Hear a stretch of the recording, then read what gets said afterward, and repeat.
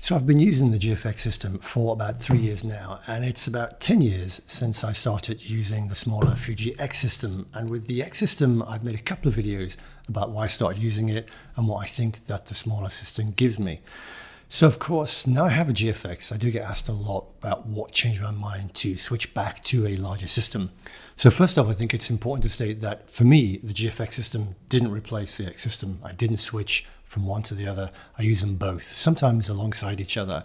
And I think that after some years of doing this and traveling with them for months out of each year, I'm in a good place where I can give a pretty good breakdown of what the medium format GFX and the smaller APS-C systems give you for your photography.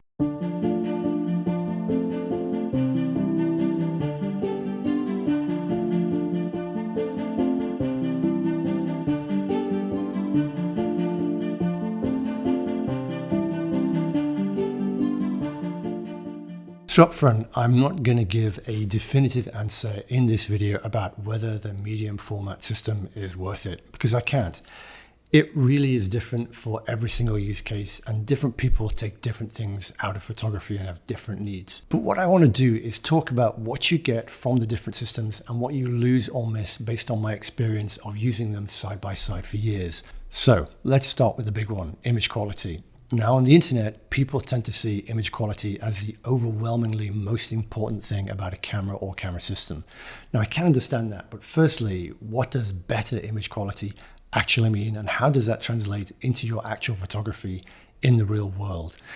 And then also, just because one camera is better than another, it doesn't mean that the other one isn't still really good and more than good enough for most purposes. Differences in image quality tend to have an incredible importance attached to them, when in real world shooting, they may not have as big of an effect on your images for things like printing your images, things like sharing them.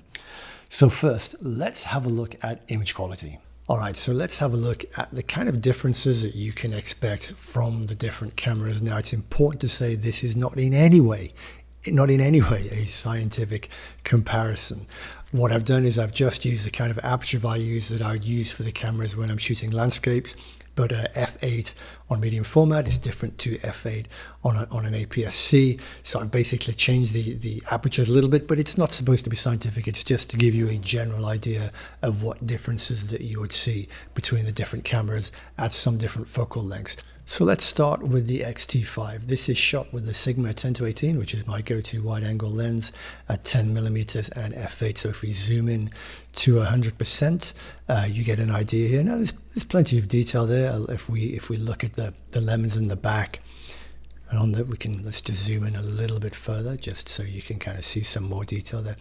You can see, but it's not super sharp. If we go to the GFX 100S, you can see here, obviously it's 100 megapixels, so the magnification is going to be slightly different. You've just basically got more pixels here, but you can see when you look at the detail around the lemons here and on this plant, how better it resolves the scene. If we just try to compare those together and then just zoom in, you get an idea there with the GFX on the right. Just basically it has more detail, it's resolving more detail.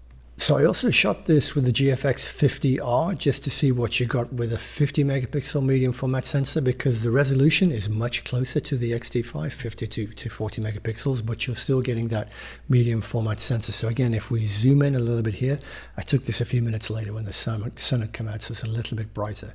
But you can see this does really resolve a lot of nice detail. If we compare that with the X-T5, there I didn't line them up very well at all, but with the X-T5 on the right, you can see when we look at the plant here that the medium format camera just resolves more detail. If we compare the GFX 50 with the GFX 100, you can see actually that they're closer in the actual detail. The sharpness that you get out is very similar, and that's not surprising. It's the exact same lens that I'm using here. But again, you're getting more resolution, you're getting much more, you're punching much deeper into the scene with the GFX 100. All right, so let's have a look at the mid-range. This is the X-T5 with the new 16 to 50 kit lens, which is capable of resolving all 40 megapixels according to Fuji. So let's just zoom in here and have a look at the detail in the air conditioning unit. And you can see it's it's okay. You know, there's some fine detail there, but it does blur a little bit around the. It's almost like moire around the grill of the air conditioning unit. I'm a bit loath to kind of look at these plants so much because I think they're a little bit close, and I think there might be a depth of field issue, particularly when we look at the GFX. This is the GFX 100S, and you can see how much more detail that produces. There's a lot less blurring, just the detailing in the letters here. If we look at the letters on this little sticker on the side here, and then we compare that with the sticker on the side here, it's the GFX is resolving a lot more detail. If we look at the 50R, again, the 50R is much closer to the 100S than it is to the XT5 when we look at the detailing around this side. Again, I'm using the exact same lens. This is shot with the 35-70, which is basically the GFX kit lens. So it's not a super high quality lens like the 32-64 or the 45-100. Let's just compare that with the GFX side by side. Again, did a terrible job of lining them up. But you can see obviously the amount of detail is very, very similar, but you can see that obviously the 100S just punches deeper into the scene. So one thing I want to have a look at now is the dynamic range you can expect from the camera. So I shot this scene early this morning. You can see there's lots of dark shadows on the left here and very bright highlights on the right where the sun's hitting the building. It's a very high contrast scene shot in one frame. This is the XT5. Let's just zoom in to have a look at these highlights here. And you can see, well, if we look at the histogram, they're right up against the edge there. It looks like there is a little bit of detail, but it's not really very nice. This is back here as well, pulling down the highlights. You can see that it's not really making that. It's darkening them down a little bit, but it's not particularly pleasant. If we look at the GFX, however, and we zoom in, again, you can see that the histogram is very similar. We've got the shadows on the left and the highlights on the right. You can see that there's already more detail here, and I only need to just touch this a little bit. And already it's kind of these kind of crack that's appearing in the panes here that we can see. We're starting to be able to see the detail. Back here, this is kind of, we're getting the color that's on the wall back now. And you can see here that this basically, these details were never really lost. I think in the XT5, that highlight detail, it's not particularly clear. There's not much detail that been preserved there, but with the GFX 100, then there's a lot more detail that we can pull back. And the last thing I want to do is have a look at high ISO performance and what kind of noise performance you can expect from the cameras. So this is shot at ISO 4000 on the XT5. And there's quite a bit of noise in the shadows there, but it's not bad. Again, if we compare this with cameras from 5 to 10 years ago, the jumps that have been made in ISO performance have been huge. You can still read more or less the titles of some of these books. It's really not that bad. When we look at the GFX, again, it's not scientific, it's different exposure settings. The only thing that's the same is the ISO is the same. Also, the white balance is different. When we zoom in, not a huge amount of difference, but you can see that it's much easier to read the titles on the books. Now, part of that is to do with the fact that there's just more resolution there, but it is producing a little bit more detail. There's still quite a bit of noise. You can see under here in the shadows, let's go up to the top. You can see quite a bit of shadow noise, but there's more detail being resolved. So let's have a look at the two of them side by side. There isn't really a huge amount of difference, not as big as I first thought actually. They really are quite similar, but again, both of them are quite good. So let's have a final look at the GFX 50R again at ISO 4000. This to me feels a little bit cleaner. There's still quite a bit of noise there, particularly in the shadow area at the top on the ceiling.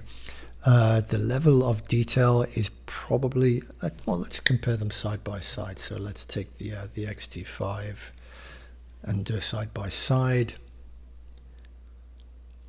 I think actually, yeah, the GFX 50R is producing quite a bit more detail here. When we look at the titles of these books here, it's a lot sharper, a lot more nicely resolved. So that's a very unscientific comparison across the three cameras. Okay, so breaking that down, shooting medium format, you get more resolution, which translates as more detail and more richness in the shots. And you can see that even with the 50 megapixel GFX compared with the 40 megapixel XT5. You get cleaner files with less noise, and this is really important for image editing. And you also get more dynamic range and better color graduation, highlight roll off, which doesn't really show in these examples, and it's not necessarily something that a lot of people will notice. Now, none of this is surprising. This is a much more expensive camera. These lenses cost double or even triple the APS-C lenses that I use. Having better image quality is the main attraction of the larger sensor and high resolution. It's why you buy a camera like this. But just because it's better, does that mean that the smaller sensor isn't worth looking at? You have to ask yourself, honestly, what do you actually need in your photography? More resolution practically means you can print bigger or crop more. But if you're not printing large or cropping more, do you really need the resolution? The increased ISO performance is very nice, but how often are you going to be using higher ISOs? For me as a landscape shooter, it's a rare occasion that I shoot Aurora or Astro that I actually need better higher ISO performance. The dynamic range is better, but how much of a difference does that make? In my experience, I find myself bracketing pretty much the same amount with both camera systems. If it's a high contrast scene, I'll always do that just to make sure that I've got all the data. Now, I'm not saying any of this to diminish the GFX. It is a wonderful system, and I'm always just absolutely blown away by how the images look. But I do think it's important to ask yourself these questions. What do I need from image quality? And it may be that you don't need it, but it may also be that you just like it, that you just prefer it, and that's fine. But if your images are mostly never really printed above 40 centimeters or 15 inches, or shared mostly on the web, chances are that once you're not zooming into 100% in Lightroom, most people won't be able to tell the difference between images from the different cameras. I mean, can you see which of these was taken with which camera? Now, obviously, there's video compression and white YouTube compression here to take into account, but really, when you're viewing on a web page or on a print that's kind of magazine size, the chances are you're not really going to see that much of a difference. And if you're willing to accept that you don't need the absolute best image quality that you can get, then what are the other factors that are important in a camera system, and how much weight do you give them when choosing what to use? So for me, when I'm choosing which system to take, the lens choice is a big factor. The GFX is a new system, and since it came out, Fuji have typically launched about 2 new lenses a year. So the system does have far fewer options than the X series system, and considerably fewer options than full-frame cameras from Nikon or Canon or Sony. The range is getting better all the time, but if you compare telephoto options, the GFX has one zoom, the 100 to 200, and 2 primes, the 250 and the 500. Compared with the X series system, where you've got 4 telephoto zooms and the new 500mm prime. So there's a bigger choice, and also the range of each of the zooms is considerably wider. For example, the APS-C telephoto with the smallest range is the 50 to 140, which is 76 to 213mm equivalent in full frame, compared with the 100 to 200mm on the GFX, the only telephoto zoom, which is 79 to 158mm full frame equivalent. So the more limited focal range on the zooms alongside the more limited choice of lenses is something that I find myself having to work around. And while there are third-party options for the GFX, there are considerably fewer than there are for the X-T5. You've got things like adapters, which can work, but a lot of people don't use them because you do lose some aspects of the system, things like autofocus, for example. And so for me, this is one of the main reasons why I might choose to take the X-T5 with me on a trip instead of the GFX, particularly when I know that I'm going to need a lot of reach for landscapes or for things like wildlife. This year, I've got a couple of wildlife trips coming up, and so I'll be taking the X-T5 with 100 to 400 and the new 500mm lens. And another thing about the lens choice in the GFX range is the lack of really fast lenses with apertures like 1.4 or 1.8. Now, this, again, doesn't really matter to me as a landscape shooter. But if you're the kind of photographer who needs fast lenses, then your options are, again, much more limited with the GFX system. However, it's worth pointing out that while there are fewer lenses for the GFX, the ones that do exist are really, really good, both optically and in terms of build quality. Really solid metal construction, weather sealed. There's a premium feel about GFX lenses. Even the so-called kit lens, the 35 to 70, which is a really, really good lens. So one of the things I really like about the Fuji X system is how light I can go. I've just been to Patagonia where we were doing 8 to 10 hour hikes where you're carrying extra clothing, water, your food, tripod, and with the X-T5, I can go really, really lightweight. The camera and these three lenses, which give me a range from 10 to 200 millimeter, weighs in at a little bit over 1.5 kilos, which is about the same as the GFX and this one lens. And if I want to take 3 GFX lenses, then it's over 3 kilograms, almost double the weight, and for considerably less focal range. Then if you factor in a second body for a trip, and if I'm taking other stuff like a drone and spare batteries, the GFX becomes a much bigger and heavier kit. Now, that might not be an issue for lots of people. When I'm doing winter trips or heading to places where I know that I'm not going to be doing any serious hiking, then the weight of the GFX, in those situations, it's really not a problem and it doesn't bother me at all. And I'll use the GFX on those kind of trips. But when I'm hiking, then the attraction of the lighter X-T5 is undeniable. And again, for those trips to the mountains, then the GFX just tends to stay at home. But as with the lens range, the flip side of the weight of the GFX is how well built it is. It's really well-made gear that's built to last, and I don't have any fear of using it in some really, really harsh weather. The lenses I have for the X series, none of them are premium lenses. I chose them for a combination of lightweight and performance. And while they're all really well made, they don't have that bomb-proof quality of the GFX glass. Still, having said that, this 55 to 200 millimeter has been with me pretty much everywhere in the 10 years that I've had it, and I've never had any issues at all with its lack of weather sealing. Using a camera, how intuitive it is a very subjective thing, but one thing I've noticed about the GFX is that it's a camera that makes me slow down, and that's something that I do really like. I'm not sure why it is. It could be that it's just a bigger camera, and also that the controls, the dials, just a little bit stiffer and you need to be a little bit more deliberate to use them. But I do really like the way that it slows me down and makes me take my time with making images more. As I said though, it's a very subjective thing, and the flip side of it being a slow camera is that it doesn't excel at all if you need a fast camera. The GFX tops out at about 7 frames per second, while the X-T5 is 15 frames per second. Now for landscapes, that isn't an issue, but for wildlife or action, then it definitely is. Another difference that may or may not affect you is the difference that you get in depth of field at any given aperture between the smaller sensor on the APS-C and the larger sensor of the GFX. Now, how this affects your shooting really depends on what your subject is and what kind of photographer you are. If you want shallow depth of field for things like portraiture, then it can be a good thing. But as a landscape shooter, primarily what I find with the GFX is that I have to focus stack really a lot, particularly for wide angle compositions with a relatively close foreground.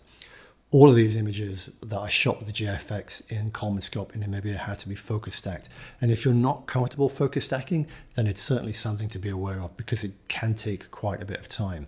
In all my years using the X series though, which has a really long depth of field from relatively close to the camera, I don't think I've ever had to focus stack, even for foregrounds that are relatively close to the lens. And when you're talking about the GFX system, one thing that we really can't ignore is the cost of it. Now, I'm old enough to remember when the camera of every landscape photographer's dreams was the Canon 1DS Mark II.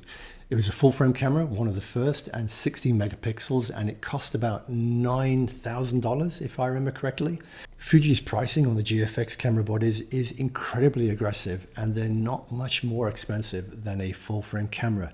And even 10 years ago, the idea of a medium format camera like this at this kind of price point was pretty much unthinkable. So I think Fuji have done an excellent job of making larger sensors much more affordable and moving them into the mainstream. But it's still going to cost you almost 3 times as much as you'll pay for something like an X-T5. And then you have the lenses, which are considerably more expensive. Most zooms are over $2,000, whereas with the smaller X system, you've got some incredibly high-performing lenses that cost half of their GFX equivalent, and extremely good lower-performing lenses for considerably less. So the system, it is an investment, and you've got to look at all the factors that I've spoken about and ask yourself, if the extra financial outlay is going to be reflected in the images that you take. Again, like so many things, that is a very subjective and personal thing. The satisfaction we feel from the images that we take comes from a lot of different elements, but the cost of the system is certainly worth thinking about. So as I said at the beginning, the point of the video was never to say one system is better than the other or recommend you should get which one, but What I hope I've done is highlighted some of the difference between the systems when you're using them in the field and what each one brings to the table. The GFX really does have wonderful image quality, but we're in an age where pretty much every camera has image quality that meets most people's needs. So are some of the limitations of the system, the limited lens choice, the size and the weight, the expense, are they worth the difference in image quality? That's a question that's going to have a different answer for different people. But speaking for myself and my own use, I would say that my use of the systems is about 50-50. I tend to take the GFX to places where weight and the lens limitations aren't going to be a problem. So I've used it on my winter trips to places like Japan and Iceland and trips to Tuscany. So I guess you could say that when those things, when weight isn't important, when they're not limiting my photography, then I do appreciate the extra resolution that the GFX gives. But equally, I'm happy to leave it at home on trips where I know I'm going to be hiking a lot into the mountains with my backpack for 8 or 9 or 10 hours, places like Patagonia, or where I need the extra reach of a telephoto lens, so it tends to go with me on trips to Namibia or upcoming trips to Botswana or Ecuador. So that's it for this video. I hope it's been interesting. I hope it's been useful. If you've got any questions at all, just please drop them in the comments below and I'll get back to you. And if you've enjoyed the video, please like and subscribe, as it really does help me with the channel. And if you enjoy my photography and you'd like to join me on a workshop, I've got some upcoming trips to some incredible places. We'll be going to Madeira, to Utah, to Japan, Namibia, Botswana, and the Azores. And you can find full information on all my tours on my website. And if there's anything at all that you're interested in, just drop me a line and let me know. And as ever, thanks so much for watching. Good luck with all your photography, and I'll see you next time. See ya.